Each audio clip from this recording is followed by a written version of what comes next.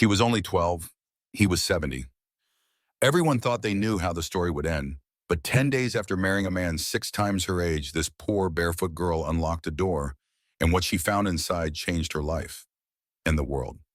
This isn't just a story of rescue, it's a story of rising, a story about a girl who was supposed to disappear, but instead lit a fire that could never be put out. If this story moves you, please like, subscribe, and share to help keep these voices alive. The morning light drifted softly over the hills of Mbale, casting golden shadows on the cracked red earth. But for little Kezia, just 12 years old, there was no comfort in the sun. She stood barefoot at the threshold of her grandmother's hut, wrapped in a wedding dress that didn't belong to her. It had once been stitched for another girl, another life, another dream. The lace scratched her arms, the veil tickled her nose. Her eyes were draped, not because she wasn't signed, but because there were no more tears left inside her, only the weight of silence and the ache of what came next. Outside, a few villagers gathered, some curious, some whispering behind the scarves, others simply looking away.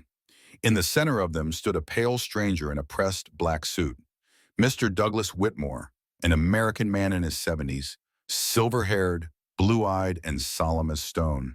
His posture was straight, his hands gloved, and his accent thick and foreign. No one knew what he was doing in their part of the world. He wasn't a preacher. He didn't hand out Bibles or food. He stayed at the old mission lodge up in the hills alone, appearing only now and then in the village market. They said he was a businessman, that he had means, that he could pay for anything. And in Keziah's world, money meant medicine. It meant rent. It meant survival. 2 weeks earlier, her younger brother had fallen gravely ill. Fever, convulsions. The small clinic on the edge of the village refused to admit him without payment up front. Her mother had begged, cried, sold her wedding bangles, even Keziah's school satchel, but it was never enough. Then came Mr. Whitmore. He found Keziah in the market that Thursday afternoon. She was trying to count coins, buying tablets one by one from a kind pharmacist who had turned a blind eye to how short she was on change. Mr. Whitmore had watched quietly from the shadows. The next morning he came to their door. He brought an offer. He would pay for everything, her brother's treatment, the rent for 6 months, new shoes, food, and in return, he wanted to marry Keziah. Her mother had screamed, thrown bowls. Her grandmother had fainted. But by nightfall, her brother's fever had spiked again, and no one had come to help. In the stillness of that long, dark night, Keziah had sat beside her brother's burning body, wrapped a wet rag around his forehead, and whispered to her mother, "I'll do it. If it means he lives, I'll do it." The next morning, the ceremony was held on the porch. A string of beads was tied gently around her neck by her grandmother's shaking hands. Mr. Whitmore nodded when asked if he took this girl as his bride. Keziah said nothing. Her voice had drifted somewhere deep inside her. There was no kiss, no music, just a nod and silence. That night, she was led to a strange house outside the village. The air smelled like clean linen and lemon polish. She sat on the edge of a soft, foreign bed, her feet dangling. Mr. Whitmore sat across the room reading a hardcover book in a language she didn't understand. He didn't touch her. He didn't even approach. He simply placed a warm bowl of chicken soup on the nightstand and said in a voice that surprised her with its softness, "You should eat." Then he locked the door from his side and went to sleep in the room next door. And that night, as the winds howled gently through the highlands, Keziah lay awake, clutching a faded photo of her brother and wondering, if he didn't marry me to use me, then what does he want? The days that followed were unlike anything Keziah had expected. She had heard the whispers before the wedding, heard the girls near the well say things that made her stomach turn, heard the older women speak in hushed tones, as if trying to shield her from what her fate was to become. They had all said the same thing. Once the papers were signed, once the beads were tied, her life would no longer be hers. But that wasn't what happened. Not at all. On the first morning, she woke to the sound of birdsong, not shouting, not commands, just the soft hum of morning and a gentle knock on her door. A tray had been left just outside. Fresh tea with honey, bread with butter, and fruit slices arranged like a flower. Beside it, a single note in careful handwriting. Take your time. Breakfast is yours. D.W. Kezia blinked at it for a long time before slowly sitting up in bed. Her new room was unlike anything she'd ever known. The walls were pale cream, the curtains billowed with the breeze, and the bedding smelled faintly of lavender and sun. She hadn't been given a list of chores. She hadn't been summoned. She was simply left alone. At noon, Douglas appeared. He didn't barge in or raise his voice. He simply knocked, then waited until she opened the door. He carried a box in his arms, pastel-colored fabric, ribbons, soft cotton skirts, and warm sweaters. "You can wear what you like," he said, placing the box on a bench just inside. "No uniforms, no expectations, just comfort." She didn't respond. She couldn't yet. That evening, he invited her to sit in the reading room if she wanted to. There, he poured her tea in a delicate ceramic cup, offered her a shortbread biscuit wrapped in linen, and returned to his own armchair where he picked up his book, quietly reading by the light of a golden lamp. He didn't speak again.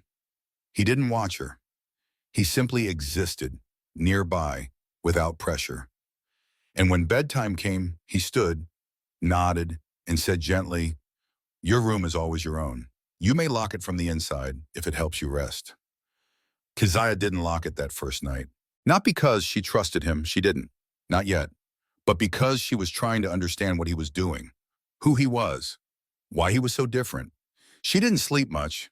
Instead, she watched the shadows shift on the walls, watched the candle flicker, wondered what kind of man marries a child, then gives her freedom instead of rules. On the third day, Douglas handed her something odd, a notebook wrapped in silk.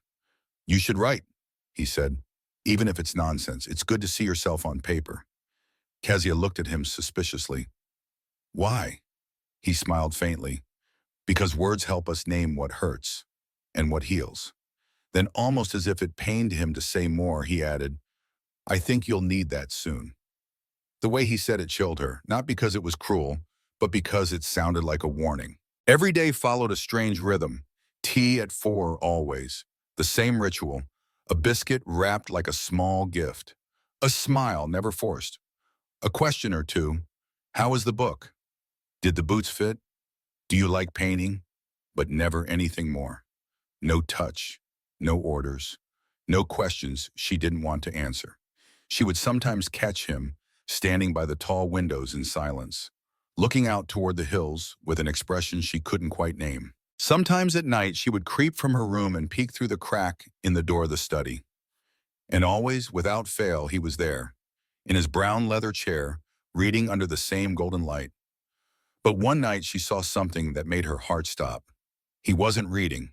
He was staring at the mirror.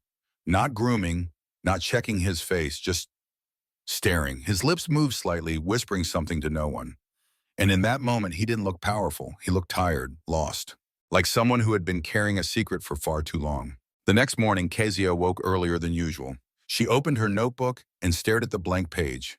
And for the first time, she picked up the pen and began to write. "His hands are kind, but his eyes are sad. I don't think he wants a wife. I think he wants something else. I just don't know what." By the end of the 5th day, Keziah had memorized every hallway of the large lodge. The polished wooden floors no longer creaked beneath her feet.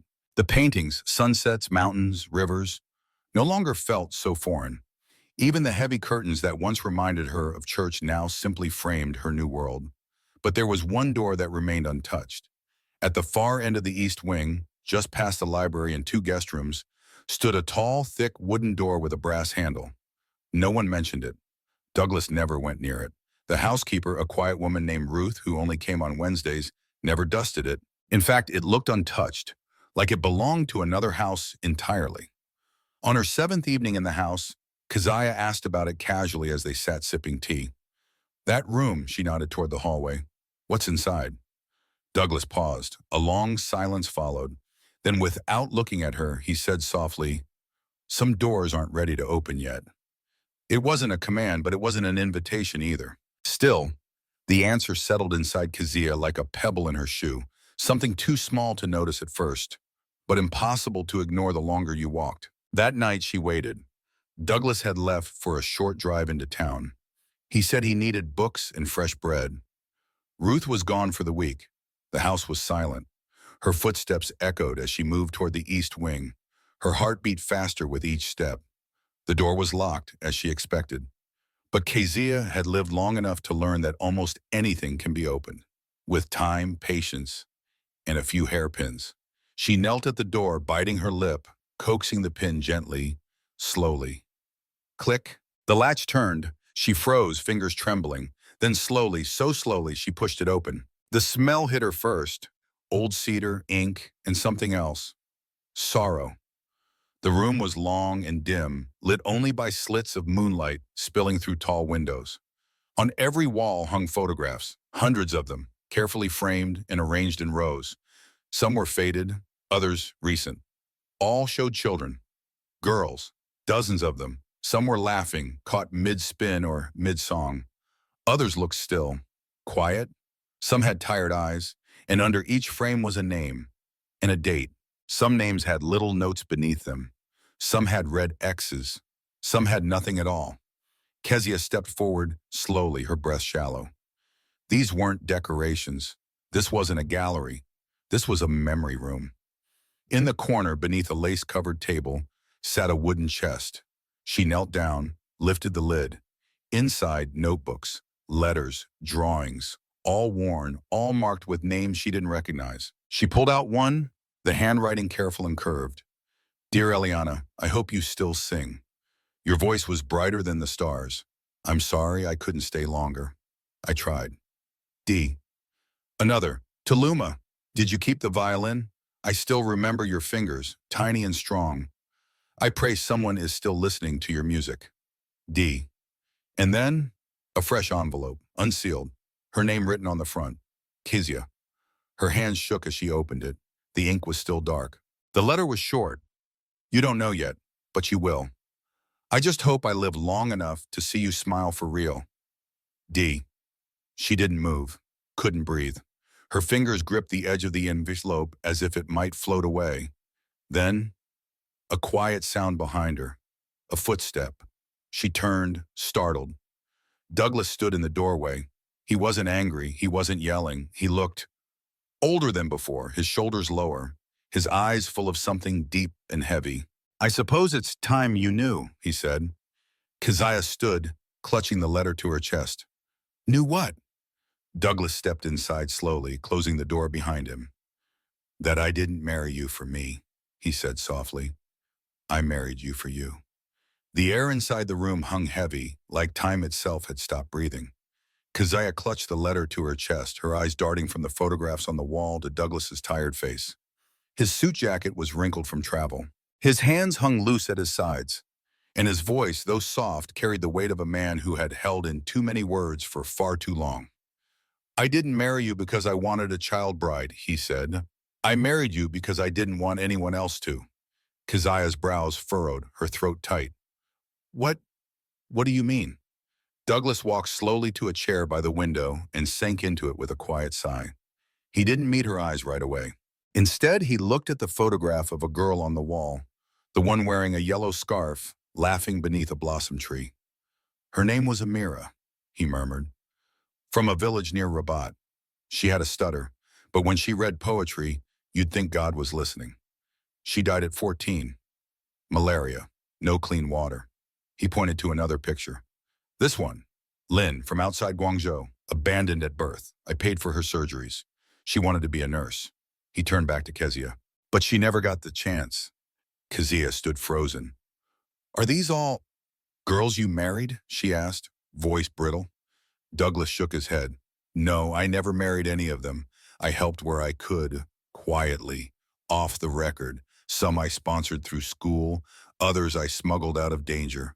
But you, he paused, his voice trembling. You were different. Kezia's heart began to thud against her ribs. Different how? Douglas rubbed his temples. Because I heard about what was coming. A man, Russian, wealthy, connected, had been buying girls, 14, 12, even younger. One of my contacts said your family was on his list. No, Kezia whispered. That's not possible. My mother... She didn't know, Douglas interrupted gently. That's how it always works. He was going to offer your family more money than they'd ever seen. And with your brother ill, you would have had no say. Keziah backed away slightly, the truth hitting like cold water. You're lying. I wish I was, Douglas said, eyes meeting hers. But I got there first because I had to. Because it was the only way to keep you out of his hands. He let the silence return for a moment, then added, and because I knew time wasn't on my side either. Keziah stared at the photos again. They weren't trophies. They were the gravestones. Memorials to all the children he couldn't save in time. And in that moment, something inside her cracked. Not in anger, not in fear, but in disbelief. You didn't marry me to use me, she said softly. You married me to protect me. Douglas nodded once, slowly. Keziah sat down, her knees shaking. It made no sense. And yet, it made all the sense in the world. For the next hour, he told her everything. How he had spent the last 2 decades traveling from country to country, not with fanfare, not with cameras, but in silence, searching for the forgotten, the discarded, the vulnerable. Sometimes he paid for surgeries, sometimes for safe passage. Other times he failed. He wasn't backed by any organization. He'd had money once, yes, but most of it was gone now, poured into places the world had left behind. So why not start a school, Keziah asked. Build something permanent? Douglas gave a small, sad smile. Because the laws don't protect girls like you. And because when I built something, they found ways to burn it down. When I moved in secret, I could buy just enough time. She looked at the photos again. Why keep their letters? She whispered. Because I needed to remember their names, he said, his voice breaking. Someone had to. That night, Keziah didn't return to her room. She stayed in the library, curled up in the armchair where Douglas often read, staring at the words he had written to her over and over. I just hope I live long enough to see you smile for real. And for the first time since she wore that too big wedding dress, she felt something stir in her chest. Not fear, not confusion, but understanding. Maybe even gratitude. He had saved her, not just from danger, but from the future that had already been written for her without her consent. The sun rose quietly over the hills, casting long shadows across the lodge.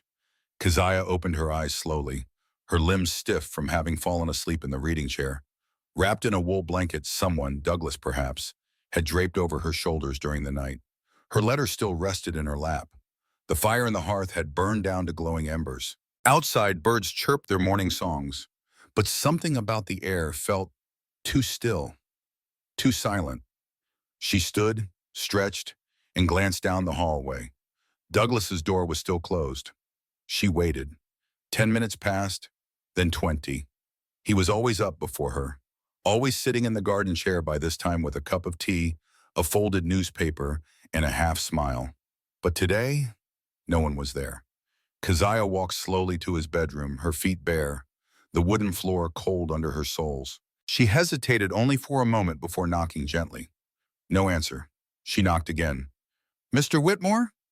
Still nothing. Heart beginning to pound, she turned the knob. The door creaked open. The curtains were still drawn, casting soft shadows across the bed. And there, lying on his side, tucked neatly beneath the covers, was Douglas. Peaceful, still, silent, too silent. Keziah stepped forward, eyes wide. Douglas? She reached for his shoulder, touched the fabric of his robe. It was cold. His skin, pale, his chest, unmoving. The air in her lungs vanished. She stood there for a long time, not moving, not breathing, not believing. Later that day, the village doctor arrived. Congestive heart failure, he explained with solemnity. He likely felt it coming. There were signs, tiredness, shortness of breath, swelling. But he hadn't said a word. He passed in his sleep, the doctor said gently, his eyes kind. No pain. Keziah nodded, but her face showed no tears, only stillness. She couldn't cry yet. She wasn't sure how. That evening, she sat alone on the edge of the bed where he had died, her small hands resting on the duvet. Beside the lamp, tucked under his watch, was an envelope. Her name again, written in the same steady hand. Keziah. She stared at it for a long time before breaking the seal. Inside, a single sheet of paper. No flourishes, no long paragraphs. Just this. Keziah, if you're reading this, I am gone. But that's okay. I've lived my life. Now it's time for you to live yours. In the study, you'll find documents. Your name is now on everything I own. The house, the land, the savings. But the most important thing I leave you isn't money. It's freedom. Don't waste it. With all my hope, D. She read it once, then again, then again. By the fourth time, her hands had begun to shake. And finally, her tears came. Not out of fear or confusion or even grief, but out of something deeper, something wordless. The unbearable, beautiful pain of being chosen, of being believed in, of being seen. News of Douglas Whitmore's death traveled fast. At first, it was a whisper among the lodge staff. Then a lawyer arrived, Miss Eleanor Barrow, a crisp, sharp-eyed woman in a dark coat, holding a leather briefcase and an envelope marked Last Will and Testament. By the third day, the entire village knew. The whispers turned into shock when they learned the truth. The estate, everything had been left to Kezia. A 12-year-old girl, a child, a bride, some still said. A stranger, others whispered. Witchcraft, muttered a few elders behind closed doors. He tricked the laws. She cast a spell on him, said another. But none of it mattered. The will was real. The signature was legal. The property, the savings, the land, it was all hers now. Miss Barrow sat with Kezia in the reading room on the fourth day. Papers spread before them. Her voice was gentle. There's more than enough for your future. School, travel, a home, wherever you choose. You don't need to make decisions now, but we do need to name a legal guardian to oversee the estate until you're of age. Kezia looked at her. Do I have to leave? Miss Barrow blinked. No, sweetheart. This is your home. Douglas made that very clear. You can stay here as long as you want. Kezia leaned back in the chair. Her eyes scanned the room. The shelves of books, the golden lamp, the soft ticking clock. Her home, her keys, her name on the deed, her life. And for the first time since the wedding day, she exhaled. Freely. The first decision Kezia made surprised everyone. Miss Barrow had expected hesitation, confusion, maybe a desire to buy new clothes or redecorate the house. But instead, Kezia quietly asked to see Douglas's ledgers. They were stored in the second drawer of his study, neatly bound and labeled. Donations, outreach, private aid. She spent 2 days reviewing them in silence. No one interrupted. On the third morning, she stood in the entry hall, barefoot, hair braided back, and said to Miss Barrow, I want to use part of the money for the clinic.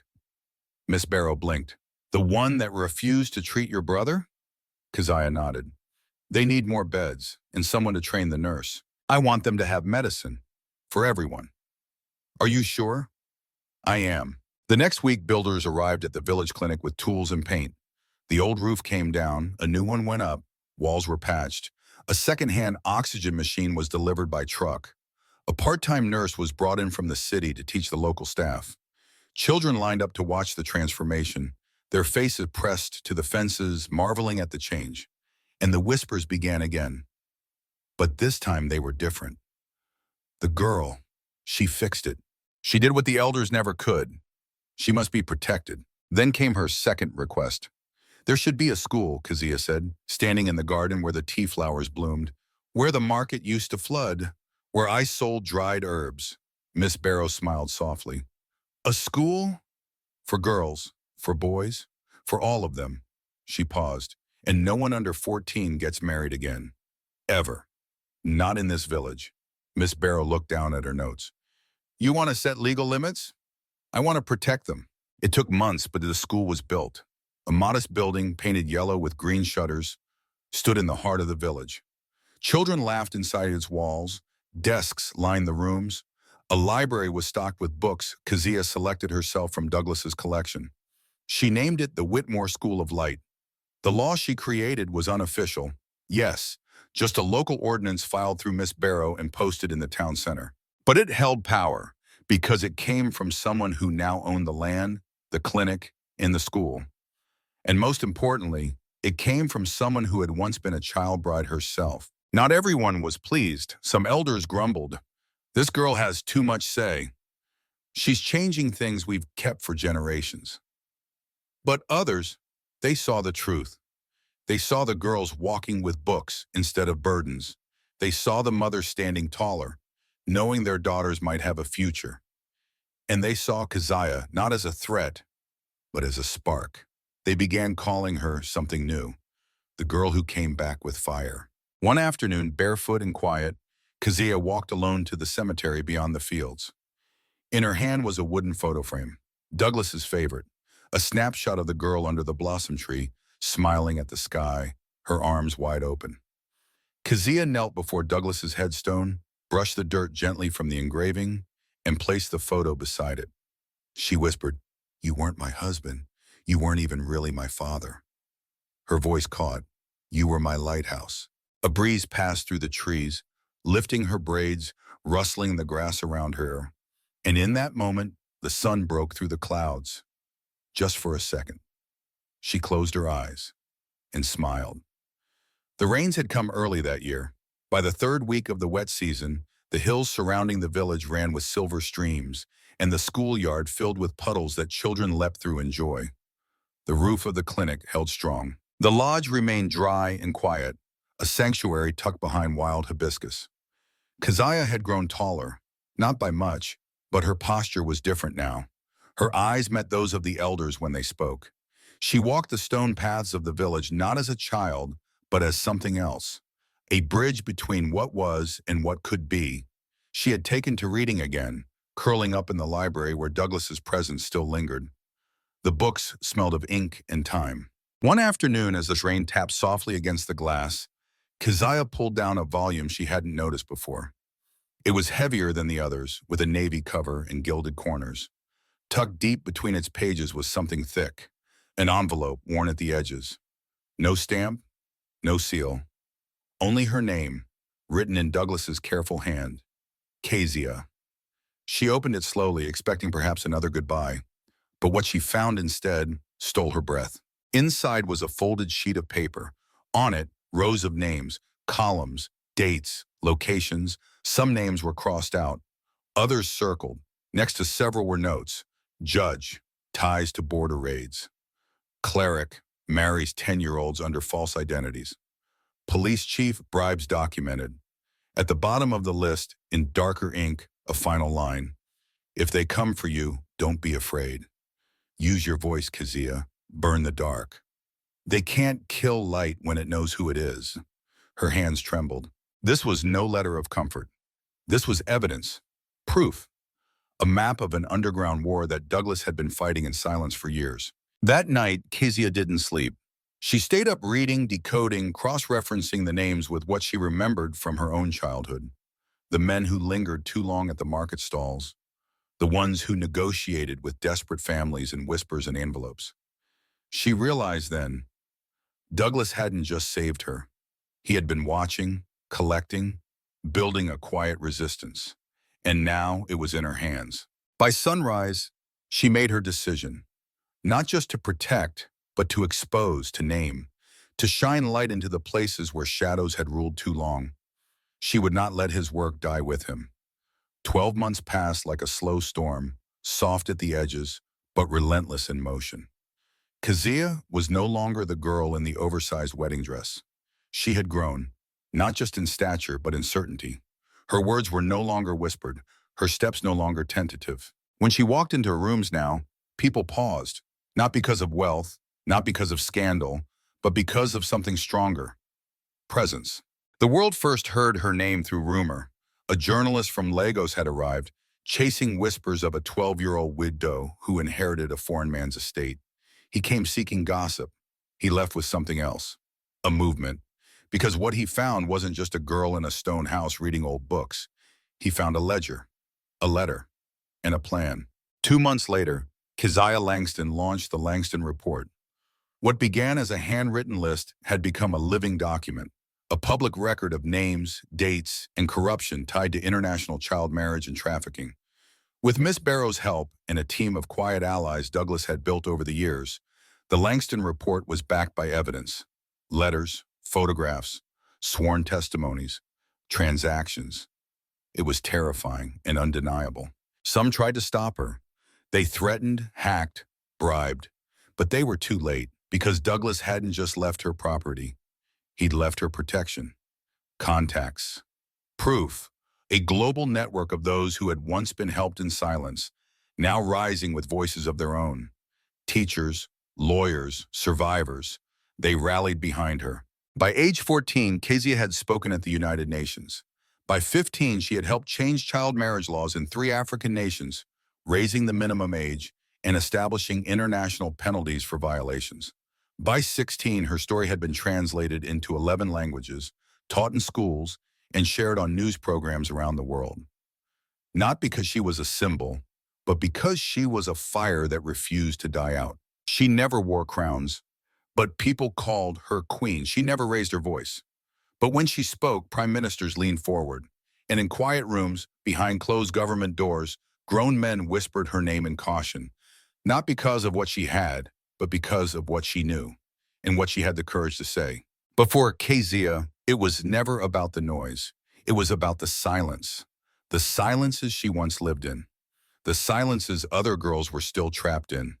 And her mission remained unchanged, to light a candle, to open a door, to make sure the next girl would never have to whisper, "I'll do it," just to save her brother. The plane touched down on a red dirt runway surrounded by fields of maize and sugarcane.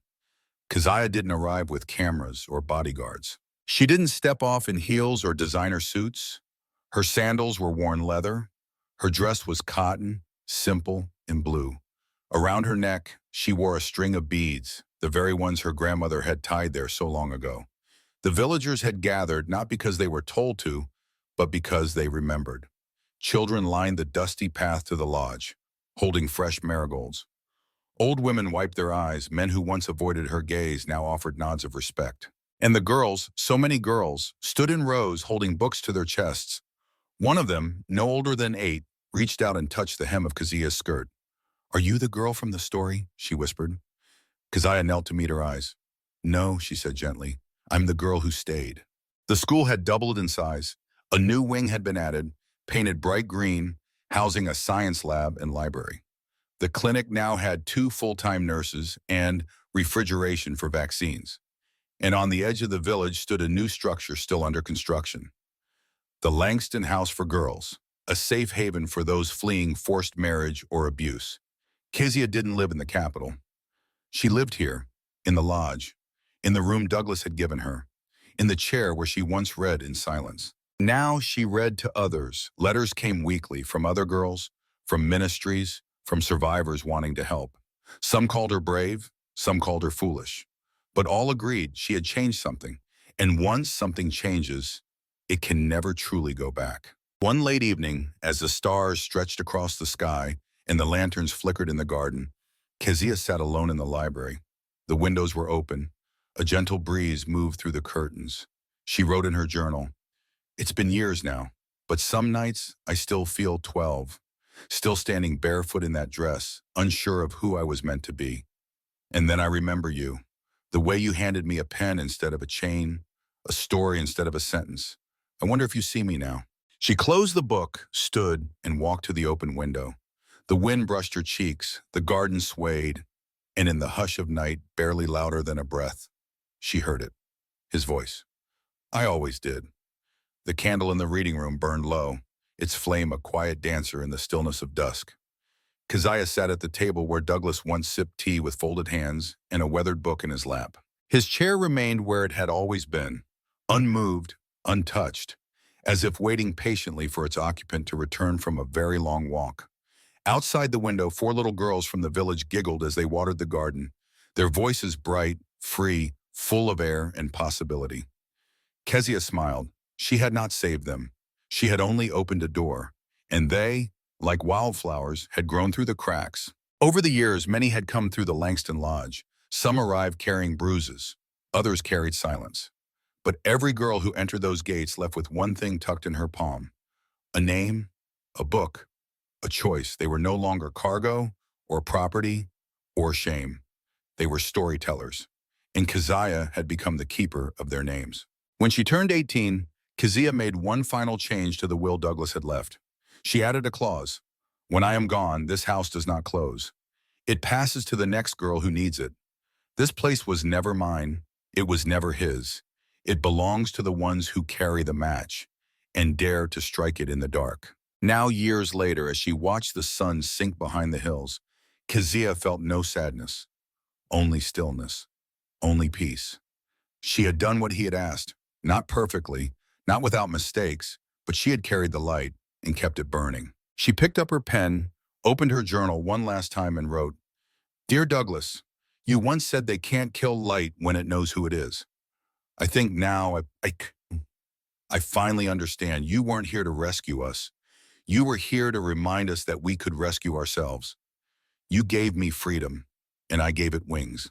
To those listening now, if you've stayed with this story until the end, maybe it's because something inside you still believes in second chances, still believes that a match struck in the dark can still light the way for someone else. Maybe you believe that it's not the loudest voices that change the world, but the gentlest ones that refuse to be quiet. Kezia's story is not a fairy tale. It's not a fantasy. It's a reminder. That one act of protection, one word of belief, one hand extended in silence, can become the beginning of a revolution. So if you see a girl standing alone, barefoot, quiet, unsure of her name, don't just walk past her. Hand her a pen, give her her story back. And if you were once that girl, know this, you are the fire. You always have been.